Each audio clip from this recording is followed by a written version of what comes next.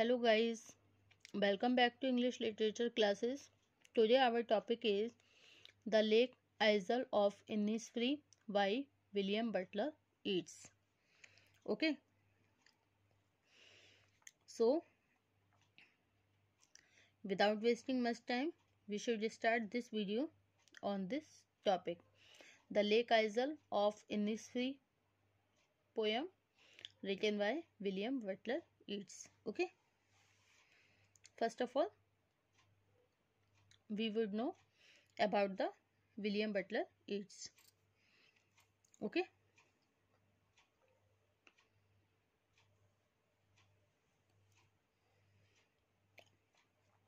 William Butler Yeats, the eldest son of John Butler Yeats, was born at Sandymouth near Dublin in 1865.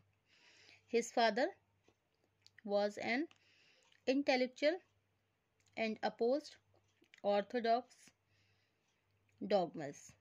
Okay, he was educated in religion but lost all faith in Christianity later on. His mother was a country girl named Susan from a well-to-do family of Sligo at Best of Ireland. Yeats made many tours during his life time between London and Dublin. The hill, the river, and the rivers of Sligo found a place in many of his poems. At the age of 8, he was given to read the Lay of the Last Minstrel and Ivanhoe. Yeats was not interested in his school and thought that his valuable times was wasted in school. In 1884, his father sent him to Metropolitan School of Arts to see him as a painter. Okay.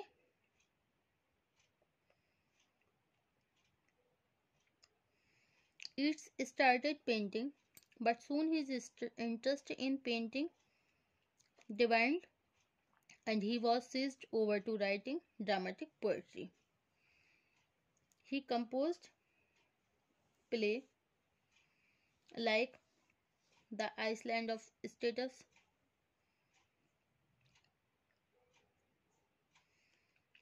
Seekers, Mosoda, and that were published in the Dublin University Review. It was in 1888 that Yeats came into contact with Montgomery and fell deeply in love with her. Under her influence, he became involved in Irish Republican Brotherhood. In 1896, Yeats met Lady Grogray, an Irish dramatist, J.M. Signey, who left a lasting influence on him. In 1917, Yeats married Mr. Grogray's ideals that proved happy and sin. In 1922, he was elected a Senator of the Irish Free State and won Nobel Prize for Literature in 1924.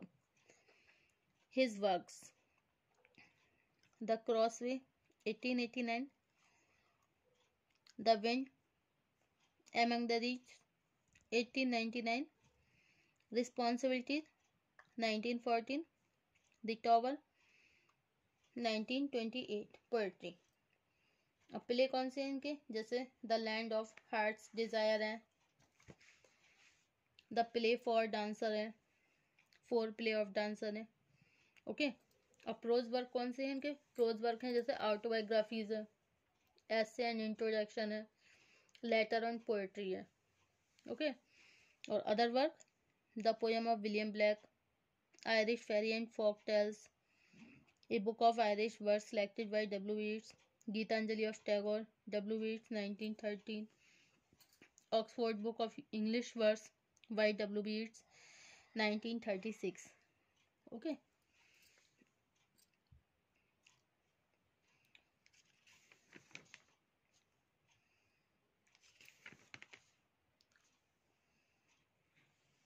Okay, then we start the poem of W.B. Yeats, The Lake Isle of Innisfree, William Butler Yeats। 1890 में ये लिखी गई है और publish हुई है 1890 में। Okay. 1890 में लिखी और 1890 में ही पब्लिश हो गई है ये। Okay. The Lake of Innisfree was composed in 1890 and published in the National Observer. Yeats loved Innisfree, an island in Love Hills, Coslego, and dreamed of living there. Okay.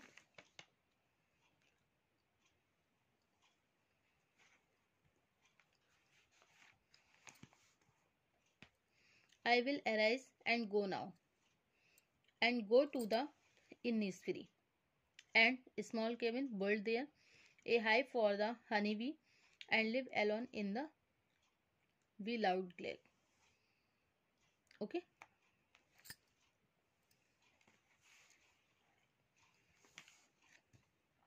We loud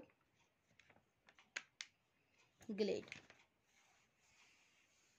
इसमें देखिए क्या बताया है, कवि Yeats जो है London के जो भौतिकवादी शहरी जीवन है उससे वो परेशान हो गया है।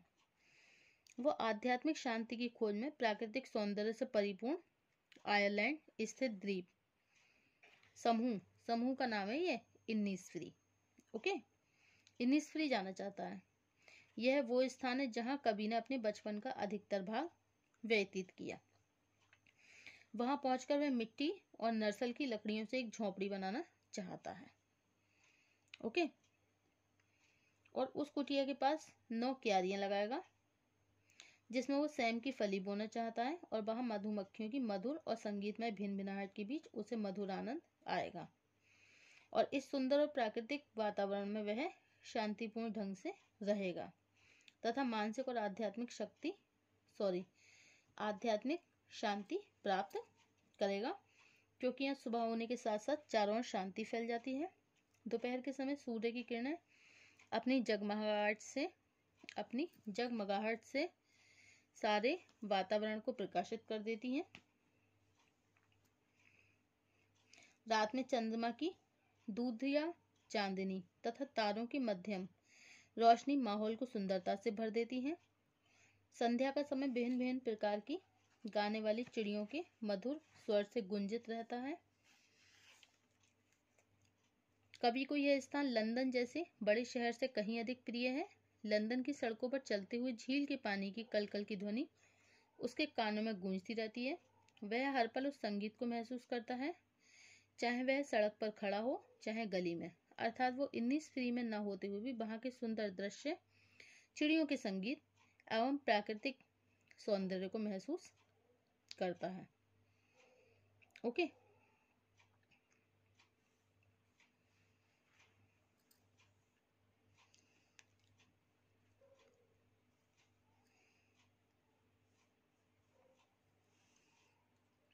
Okay. I will arise and go now. I will arise poet, कवि जो इनिस्फ्री जाना चाहता है। ओके। आई विल अराइज कहता है मैं उठूंगा, एंड गो नाउ और अब जाऊंगा, गो टू इनिसफ्री कहाँ जाऊंगा, इनिसफ्री जाऊंगा, एंड ए स्मॉल कैबिन और एक वहां छोटा सा कैबिन बनाऊंगा, world there a hive for the honey B.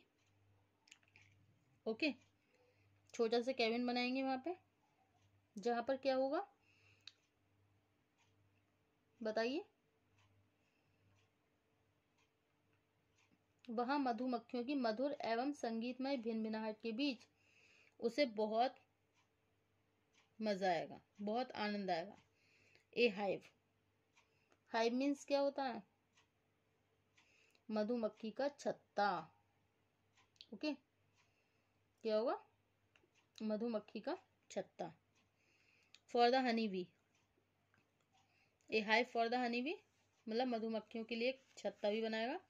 Live alone in the bee loud glade, और वहां पे अकेले रहेगा, और ये मधुमक्खियों की जो भिन भिनाने से जो साउंड उत्पन्न होता है, जो संगीत उत्पन्न होता है, उस संगीत से वो आनंद को प्राप्त करेगा। Okay,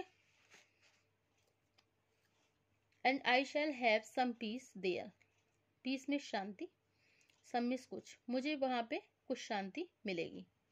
for piece comes dropping slow, और ये शांति कम्स ड्रॉपिंग स्लो कैसे आएगी, धीरे धीरे, ड्रॉपिंग स्लो जैसे शांति का प्रतीक होता है, जैसे शांति आती है धीरे धीरे, बिल्कुल ऐसे ही शांति धीरे धीरे आएगी।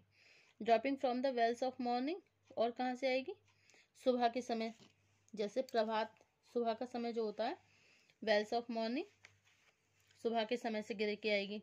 To where the cricket sings, जहाँ पर क्या करते हैं, झींगू मतलब टिड्डे जो हैं गीत गाते हैं। द मिड लाइट ग्लीमर, जब रात का अंधेरा होता है, मतलब रात के अंधेरे में क्या होता है बताइए,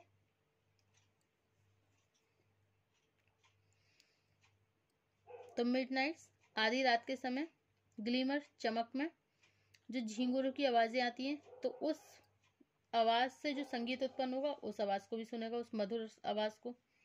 ओके, मतलब जो कलरव से जो गुंजित हो जाएगा पूरा वातावरण, तो उसको भी वो सुनेगा। Okay, and Noon A purple glow, और क्या सुनेगा, नून ए पर्पल ग्लो, और क्या देखेगा वो, दोपहर का समय पर्पल ग्लो, जो कि बैगनी कलर की चमक से भरा हुआ होगा, क्योंकि यहाँ सुबह होने के साथ चारों ओर शांति फैल जाती है। दोपहर के समय सूर्य की किरणें अपनी जगमगाहट से सारे वातावरण को प्रकाशित कर देती हैं, और रात में चंद्रमा की जो दूरिया चांदनी होती है, तारों की मध्यम रोशनी माहौल को सुंदरता से भर देती है। ओके, तो कभी इनिसफ्री जाना चाहता है और वहां पर वो इस तरह से अपना जीवन व्यतीत करना चाहता है। Okay, so thank you for watching my YouTube channel. Thank you so much guys.